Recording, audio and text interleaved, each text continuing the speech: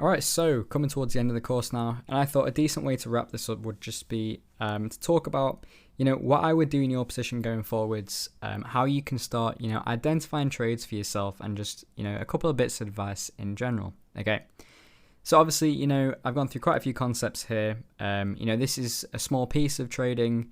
The trading strategy that you're going to develop over time will be unique to you. Okay, when you're starting, I know it's very, very easy to get overwhelmed by all the information, and it doesn't seem like there's a clear path to take in terms of developing your own strategy, and I completely get that.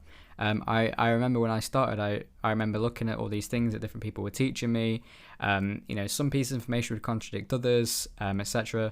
However, what you need to take from this, okay, is the easiest and quickest way to learn in this market is by doing. Okay, there is absolutely no way around that.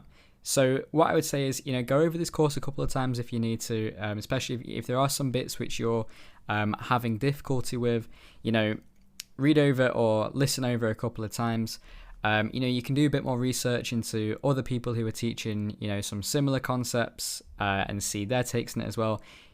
Try and take in as much information as you can.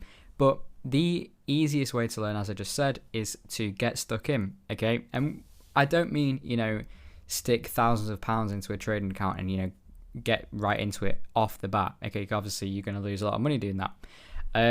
But what I would say is, as soon as you start to pick up a few things, let's say you've just picked up the support and resistance things, start watching the charts a bit more than you're learning, okay? Start watching the charts, try and identify key levels that you're looking for, not the most obvious supports. Let's say, you can see these candles caught resistance, the body's over here. So maybe we're going to be looking at this and we can see, oh yeah, okay, we can see that these support areas are, respected. Try and make predictions about what could happen in the future without necessarily placing money on them. So you can paper trade to start with. But what I would say is do not spend too long paper trading. So paper trade while you're learning other concepts. But when you start to get, more familiar with some of the concepts I'm teaching here, you feel more comfortable with it. The best way to learn is by putting money on the table, unfortunately. And something you need to get out of your head is that you can learn to do this without taking losses, okay? Just like any job, you need to, pay for tuition to learn the skill. And that is no different in trading, although it's just more abstract, okay? It's not obvious the fact that you do have to pay, but I promise you, you have to pay to learn this. And you have to pay to the market. You pay your tuition fee to the market every time. Nobody goes through this unscathed. Okay, so when you get started, I would say put in a small amount of money into a trading account and just get stuck in. Okay, so I'll quickly, talk you through how I'd be looking for trades here and what you can do. Without you're not going to be feeling super confident in every trade when you get started, obviously, because you don't really know what you're doing. You can identify. Okay, we're in a range here, so we've got a range low and a range high. So maybe I want to come down to a lower time frame. We can come down to the 4 hour.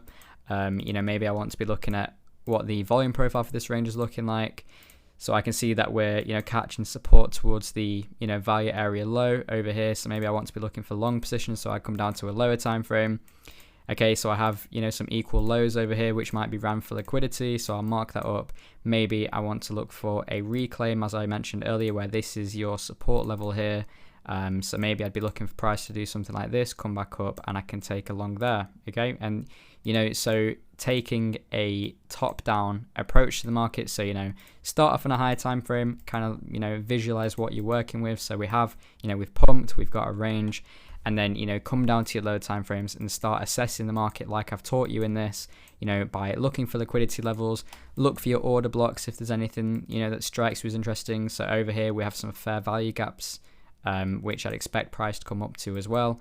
And what I would say is put a small amount of money into a trading account and just get stuck in with live funds, okay? Because you do the best learning you are going to do is when you are trading active real money, okay? Because that is when you're going to be paying most attention.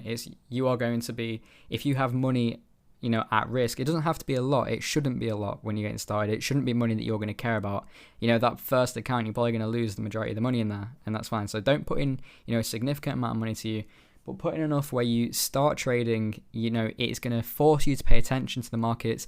And over time, you're going to start using some of the strategies that I taught you, and you're going to be able to start to recognize your own little patterns with things that happen. You're going to, okay, so if we have this kind of liquidity sweep, it doesn't always, sweep it. Sometimes if we have a wick like this before this liquidity sweep, sometimes it'll sweep this wick without running these lows. You'll start to pick up on these patterns, and, you'll start to just adapt, and you'll get better over time, and you'll start to interpret the market in your own unique way. And the path to becoming a successful trader is unique to everyone. Okay, so it's like driving a car. They always say when you're learning to drive, you're not really learning to drive. You only do the real bit of the learning when you're actually driving on your own, and you have risk. And it's the same for the market. Okay, you only really learn when you have risk at stake. So yeah, start taking some of the concepts that I've taught you. Obviously, there's ways that you can expand on them. I didn't go into order flow within this course, but I will have a course in the future. I know a lot of you do know me as an order flow trader. What I would say about order flow, okay, it can be great to add confluence to trades. It can be, great for finding entries and exits. But if you do not have these concepts from this course now, so if you don't have a very, very good understanding of, the basics of price action and smart money concepts, liquidity concepts, if you don't have that nailed before you go into order flow, you're wasting your time, to be quite honest. So yeah, spend some time trading just with some of the things I've taught you. If you want to search some of them on YouTube and see what other people are talking about, that's absolutely fine as well. Get some second opinions and so on. But yeah, best of luck with it all. Obviously, the Discord is absolutely free if you've signed up with the Bybit referral link, and a good way for you to learn could be just watching some of the trades that I take, watching some of the updates I give in the market. I do these daily or every other day, and there's some of the other guys in there are very, very good traders as well, and they'll be sharing some of their setups. So if you're not feeling super comfortable trading on your own, just start watching what these guys are doing. I'd say another thing that is important to clear up for beginners is copy trading is not the way to success. So I know quite a few people who come into servers for the sole intention of copying people's trades, okay? Obviously I'm an experienced trader, and you may have more success just blindly copying my trades than you would, taking your own trades. What I would say to that is my success as a trader comes from me understanding the market and being able to actively manage my positions quickly and be able to react to things because, I know what I'm looking for, and I know when to get in and out of positions, okay? And if you don't learn this, if you rely purely on the signals of others, that is not edge on the market. You are not going to succeed in a very, very competitive market if you're relying on the signals given to you by others and you do not understand the science for yourself on how to exit and enter trades. You're not going to have enough conviction in the good trades to hold them if they weren't your original idea, or you don't understand the idea behind the trade. I know many people in the trading industry. I know 0 successful full-time signal copiers. Okay, it's not a thing. It doesn't exist. So yeah, copying signals is not the way. I do give out signals in the Discord. I show what trades I'm going to be entering, but blindly following them without understanding why I'm entering the trade is going to end up in you losing money essentially. Okay, so I will leave that there for now. And, thank you guys for reaching this part of the course. I hope this has been helpful, and I'll hopefully see some of you in the server.